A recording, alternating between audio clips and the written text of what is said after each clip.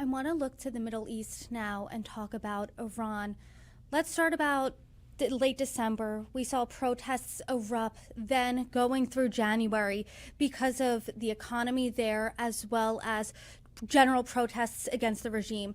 And as a result, reports indicated that thousands of people were killed, even more than that were arrested. And in mid-January, President Trump, he said he's with the Iranian people. He told them to keep protesting. He said help is on the way. He said make Iran great again. And at the end of the month, President Trump said that a massive armada was headed towards Iran. He urged the country's leadership to come to the table and negotiate a nuclear deal, or the next attack, he said, was going to be far worse than the summer attack on some of Iran's nuclear strikes. Reports indicate that U.S. and Iranian officials are set to meet later this week. And President Trump, earlier this week, he said that if things don't work out with Iran in these conversations, probably bad things would happen.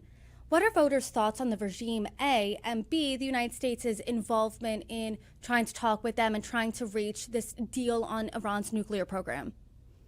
So the White House has a lot more leeway in shaping perceptions around Iran. That's because, 70% still think that Iran is building its nuclear capability or is trying to build it, in a subterfugeous way. 67% believe that the people of Iran do not support the current regime, and 59% would support regime change. And actually, when you ask a hard-hitting question, do you think that taking down the Iranian regime would be more likely to open the door to Middle East peace by destroying a chief sponsor of terrorism in the region, which voters believe that the regime in Iran is? Or is it more likely to lead to chaos and instability? 53% say that it's going to lead to Middle Eastern peace. The perceptions of the regime in Iran amongst the American body politic are very negative, and frankly, because of due cause, right? Because of the actions that the Iranians have undertaken over many years and many decades. So the president has a lot more leeway in shaping public opinion there and selling in a strike on Iran.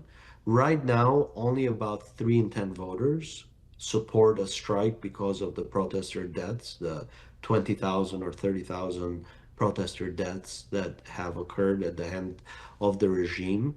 But the data here can shift and has shifted in the past a lot more. So this is an area to keep an eye out on because the administration can set the agenda in many different ways.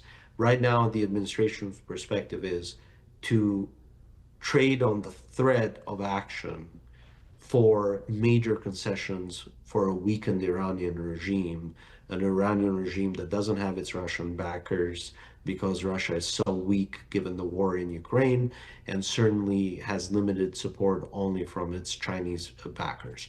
So we'll see, right? I think that a strike is possible, but a diplomatic breakthrough is even more likely because of the weakened position of the Iranian regime. And again, it's something to keep an eye out on over the next 30 days or so, especially given the U.S. Navy is now in theater, right? There are several carrier groups now around Iran, and that gives the White House the opportunity to exercise a course of action at any given point in time.